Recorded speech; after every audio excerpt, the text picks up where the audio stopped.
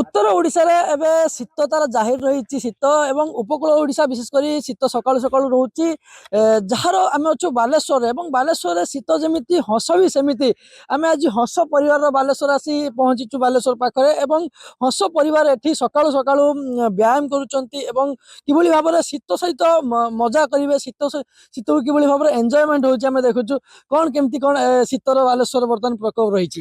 शीत तो प्रकोप रही किंतु आमको केवल शीत नुहे आम खरा वर्षा शीत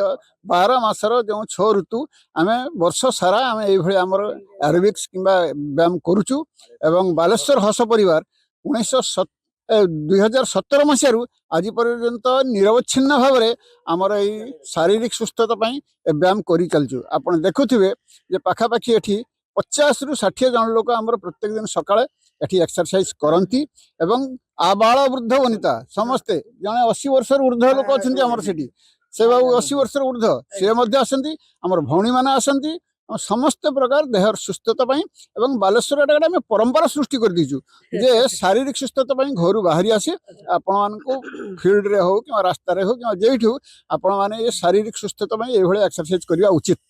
शीत जदि कथा सर कहवा शीत विशेष कर एथर बालेश्वर केमिति अछि शीत जय श्री राम ए वर्ष शीतर प्रकोप टी अधिक अच्छी तथापि जिते शीत हेले भी सुधा आमर जो अच्छा 81 वर्ष रु आमर ये देखुं 7 वर्ष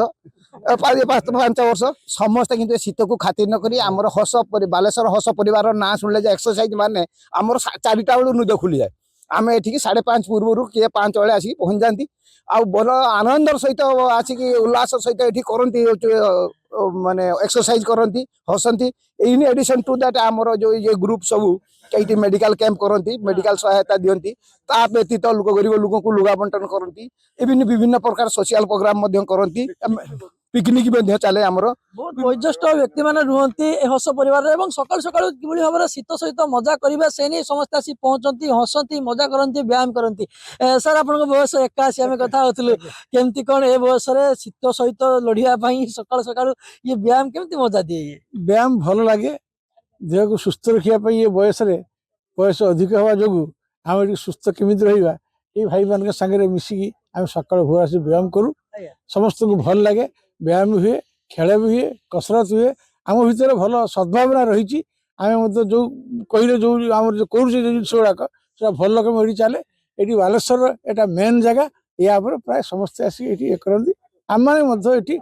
सुस्थता अनुभव करने परस्पर भितर संपर्क सुसंपर्क स्थापन करने आम सब कर शीत सहित लड़िया केवल वयोज्येष्ठ व्यक्ति ता नुहे छोट छोट पिला माने आसी पहुंचती तुम ना कौन बाबा अच्छा केते दिन आसछ एमती सकाळ सकाळ बहुत दिन अच्छा कौन एठी आसिक हसुच कौन करूच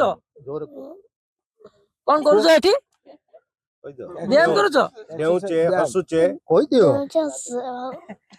छोट छोट पिला माने समस्त आसी एकजुट होचंती एवं जो भाव में शीत एथर रही उपकूल कथा जब विशेष कर कहवा उपकूल शीततार प्रभाव रही यही परिस्थिति रे बालेश्वर जो मिशन फील्ड रही मिशन फील्ड रे वयोज्येष्ठ व्यक्ति आरंभ कर बालुत पिला समस्त एकजुट होती व्यायाम करती हस परिवार हसी हसी शीत सह लड़ती बालेश्वर चंद्रकांत जेना OTV।